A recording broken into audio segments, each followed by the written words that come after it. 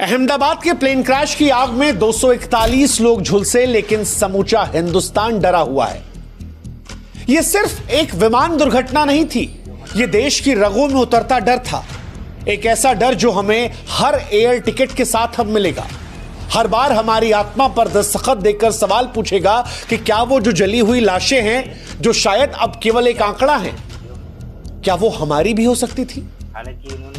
क्या वो परिवार जो जलकर राख हो गया वो हमारा या हमारे अपनों का हो सकता था? और यह ख्याल समूचे हिंदुस्तान को डरा रहा है। इस डर से भारत को बाहर आने में वक्त लगेगा, क्योंकि यह डर हर उस इंसान का है जिसने कभी भी प्लेन में सफर किया है या सफर करने की प्लानिंग कर रहा था। क्योंकि अहमदाबाद से लंदन जाने वाली फ्लाइट में जो कुछ हुआ वो सिर्फ एक विमान में आग लगना नहीं था। यह आग हर भरोसे में लगी थी, हर उस मां के सपने में लगी थी जो अपने बच्चे से कहती है कि जा बेटा आराम से पहुंच जाना। हर उस पिता की उम्मीद में लगी थी जो एयरपोर्ट पर खड़ा हाथ हिलाकर ये कहता है और सोचता है कि बस कुछ ही घंटों में मेरा बच्चा पहुंच जाएगा, वहां पहुंचकर फोन करेगा। अब वो सीट नंबर सिर्फ जले हुए टुकड़े हैं। वो बेल्ट जो सुरक्षा का संकेत दे रही थी वो जलकर शरीर के साथ मिलकर राख हो चुकी है।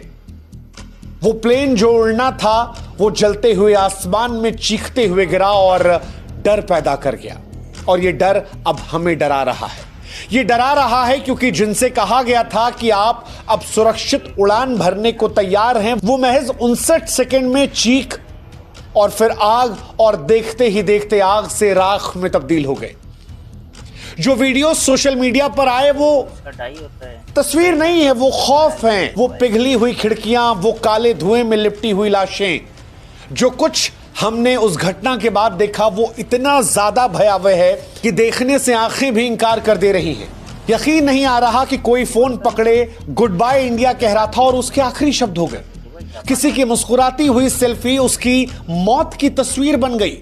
किसी ने अपने परिवार को जो वीडियो भेजा था वो वीडियो शायद उसके याद में जिंदगी भर उसका परिवार दिखेगा। वो गुजरात के पूर्व मुख्यमंत्री जो अपने पत्नी और बेटी से मिलने पहुंचे थे, अब उनकी पत्नी और बेटी यादों में रह जाएगी। वो 21 साल की खुशबू जो अपने पति से मिलने जा रही थी, अब वो सिर्फ तस्वीरों का हिस्सा रह जाएगी। अनगिनत कहानियां हैं।